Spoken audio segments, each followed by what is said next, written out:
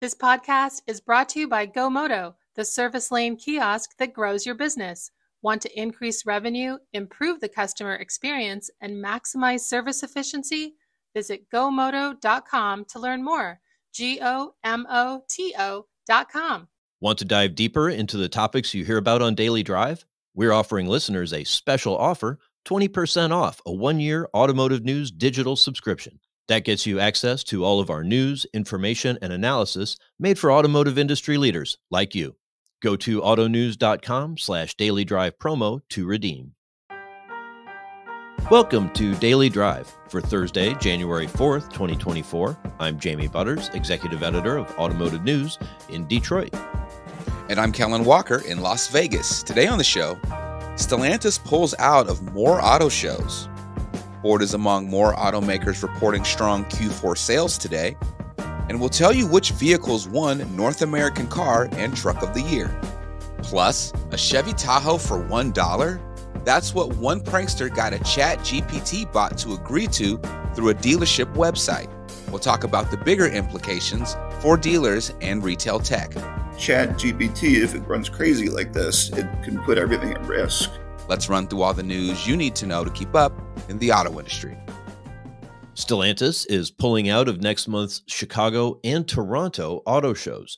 That's as it reevaluates its approach to vehicle expos. Stellantis is normally a staple at auto shows across the country. The automaker says it's assessing its presence on a case-by-case basis.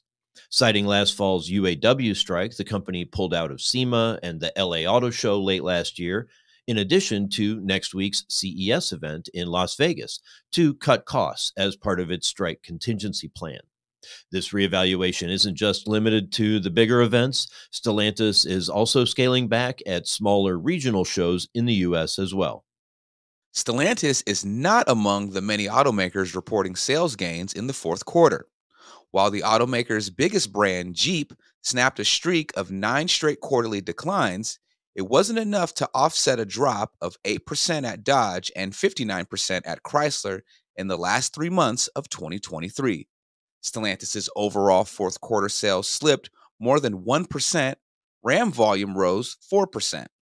For the year, deliveries slipped 1.3% for Stellantis, with Jeep off 6% and Ram down 1%. Ford sales rose 0.8% in the quarter. The Ford brand was up 0.4%, and Lincoln advanced almost 9%. For all of 2023, Ford's U.S. sales rose more than 7%. At Nissan, fourth quarter sales rose more than 5.5%. The Nissan brand was up 4.8%, and Infiniti jumped 17%. Subaru's December sales rose 1.8%, and 2023 deliveries jumped 14%. We expect Volkswagen and Volvo to release December or fourth quarter sales later today, followed by fourth quarter sales results from Mercedes-Benz and JLR next week. Israeli autonomous driving technology maker Mobileye saw its shares tumble almost 30% today. That's after it said in a preliminary earnings report that it sees full-year revenue for 2024 in the range of $1.83 billion to $1.96 billion. That would be a decrease from about $2.08 billion for 2023. Analysts were expecting guidance of almost $2.6 billion. The Jerusalem-based firm makes semiconductors and systems that power advanced driver assistance features. It blames its outlook on customers having built up inventories of ADAS chips in the wake of the pandemic. Mobileye says it expects they'll work through that supply in the first quarter. Mobileye is Israel's most valuable publicly traded company.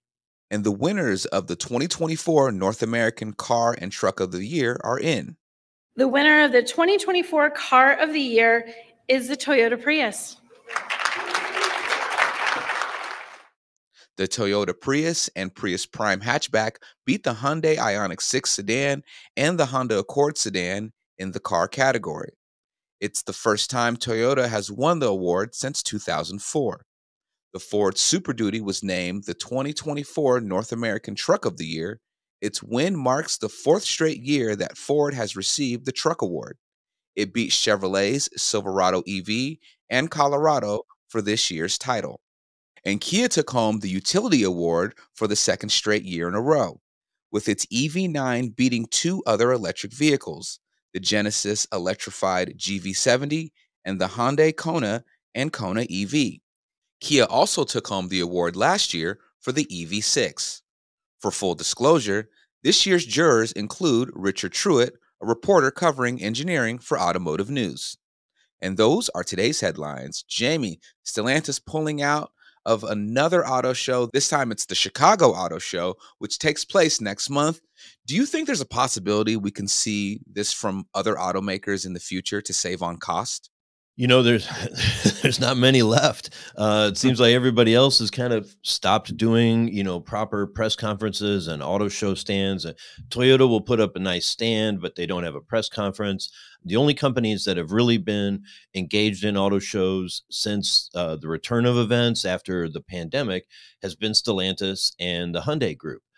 If Stellantis pulls out, then you're down to just kind of Hyundai and maybe Genesis and Kia. It just doesn't make for the vibrant, competitive brand situation that we used to see in auto shows. So if it keeps going this way, it really does not bode well for auto shows in America. Gotcha. Coming up, what started as a prank targeting dealership customer service sites powered by ChatGPT has become a viral story with troubling implications for retail tech. We'll hear more about it next on Daily Drive.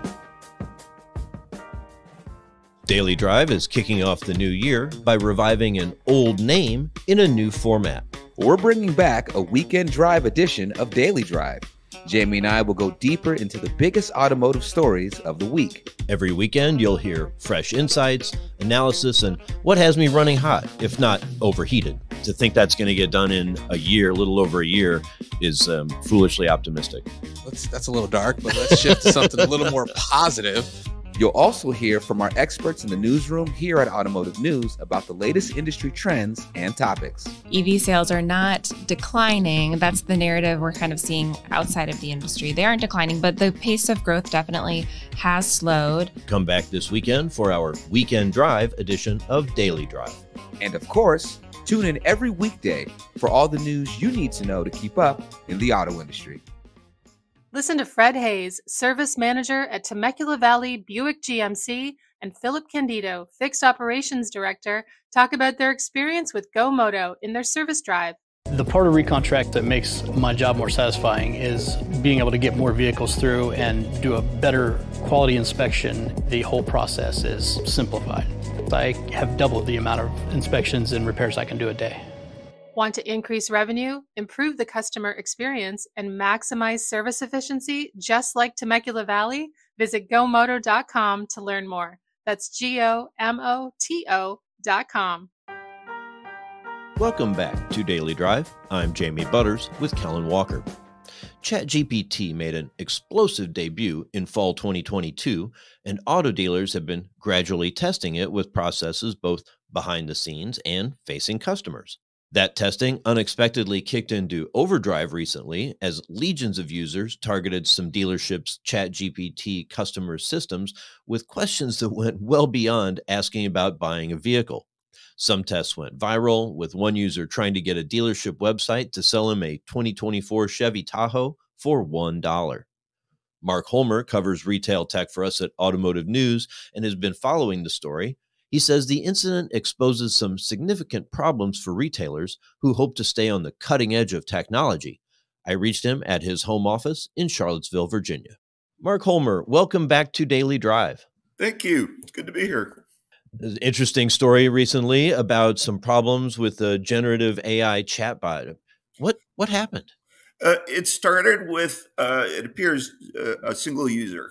A guy logged onto a dealership website just to shop around for cars, and he realized it was driven by ChatGPT. And so then he started to see what he could get away with and ask questions about writing a poem. Would he support a dealership that sold competing cars? He also tried to buy a Chevy Tahoe and got the ChatGPT at least to agree to sell it for $1. And a $1 Tahoe. These are very expensive, big SUVs. Yes, they are. And it's good that there was no legal contract that bound the dealership to sell it for that. But anyway, he was so proud of what he could do that he posted it on Twitter/X, and then other people shared it, and so on and so on, and it encouraged legions of people to look for dealers that were using ChatGPT to do the same thing. So how widespread was this? Is it anybody who uses ChatGPT, or was it just one particular, companies, clients that were being exploited in this way? It appeared to be a handful of dealers were severely affected, but many more at least had some pranksters trying to do things. And they all appeared to be customers of Full Path, which has a customer relation platform that is driven by ChatGPT currently, but they just added it in May. So it's relatively new. So you refer to them as pranksters. So they weren't really like stealing anything or really getting an unfair advantage. They were kind of just goofing on the system. For the most part, there were a few people that were outright hackers, and Full Path said none of those succeeded. But the bulk were basically trying to push ChatGPT to the limit, just to see what they could get away with. They could have nonsense conversations. A guy had a strange moniker of butt farts. See, automatically butt farts, automatically an infantile start to this. And he used his name, asking for details about the car. ChatGPT said that it wouldn't work with inappropriate or offensive language. And then he proceeded to have an argument about his name. It just was on and on. People who seemed to have a lot of time on their hands who just pushed it and played with it. A lot of it sounds kind of silly, but is there a heavier story behind it? What's the bigger takeaway? Well, it is, because with all the nonsense, even though a lot of it was silly, obnoxious, and generally benign in terms of affecting businesses, it still put dealerships who use this at a disadvantage, because their salespeople had to spend time going through hundreds and hundreds of leads that were nonsense. So it was a time waster. But the bigger picture is, how do you use a system like this that's designed to save dealerships time and money if it's going to have these blips? One of the things that Full Path did to try to prevent this moving forward is to change some of the programming parameters, basically restricting some of the things that the ChatGPT would respond to, and to basically put it in, add security to it. And that itself is difficult, because if you put too many restrictions on ChatGPT or generative AI, then it won't work as it's intended to. So it was kind of a delicate balance, but they insist that there won't be a lot of these incidents moving forward. And in fact, after the changes they made, they all but dropped off to virtually zero. But dealers who use this kind of thing are going to have to worry about security because of everything else behind behind using technology and making sure that they protect personal information and other important things. Yeah, a lot of dealers are very tech forward. They're always looking for advantages that technology can provide, and some of them are just early adopters, by nature. But I wonder if reports about issues like this can sort of undermine their trust, or sort of a cautionary flag for a lot of dealers. I think it's going to make them wonder if they should move ahead with this kind of thing, because they have a lot of new regulatory restrictions, for example, where in terms of cybersecurity, they have to protect personal information, and they have to show proof that they're protecting it sufficiently. And they risk fines, they risk lawsuits, they risk liability issues if people's data, if there's a violation of that data. And ChatGPT, if it goes amok, if it runs crazy like this, it can put everything at risk. It also even goes toward affecting insurance coverage for this kind of thing. So dealers have to consider a lot of costs in a lot of areas to make sure that this kind of thing works. It also shows the risk of being an early adopter of technology because ChatGPT learns as it goes, but it's also relatively untested. And as it learns, as people learn how to use it, there's going to be risks along the way. So what's the situation now for this company, FullPath? I mean, is it toast? Is it in deep trouble, or have they sort of managed to work their way through it? It's hard to say because it's privately run and they're not going to disclose that kind of information. But they insist that the bulk of their customers are fine, that they realize that generative AI and ChatGPT is a work in progress, and they've worked with them closely. They were very proactive when this happened to try to institute programming changes and prevent this kind of thing from mushrooming. It's certainly going to make users be wary in some cases, but for now, I don't think it's going to chase people away. I think the more important thing is what happens next. And what would that be? Well, or what might that be? It could be a good track record where this will be the biggest blip that will happen and they'll move forward, just lesson learned. But if there's another eruption of this kind of thing, it's going to put them as a company in question, and it's going to put the use of ChatGPT for customer service and customer-facing things in question. So one incident like this isn't going to be the end of the world, but if something happens again, and the scale of that thing is quite large, it could mean a lot, for the future of the technology, but it could also harm FullPath's future. All right. Well, we'll be watching for whether a full trend emerges or this is just something we leave in the past. Mark Holmer covers retail technology for Automotive News. Thanks again for joining me today. My pleasure. Thank you. That's Daily Drive for today. I'm Jamie Butters. And I'm Callan Walker. Thanks to Automotive News coordinating producer Jake Neer, as well as our own Vince Bond Jr., David Phillips, and George Wycamp for their reporting for today's podcast. You can get the latest news on retail tech, sales results, and everything happening in the auto industry at autonews.com. Come back tomorrow for a look at the key trends for dealership, finance, and insurance products in 2024. Probably one of the bigger things is making sure that F&I protection product portfolio at wherever your dealership may reside is probably as important as ever. If you enjoy the podcast, remember to like, leave a review, and subscribe so you never miss an episode.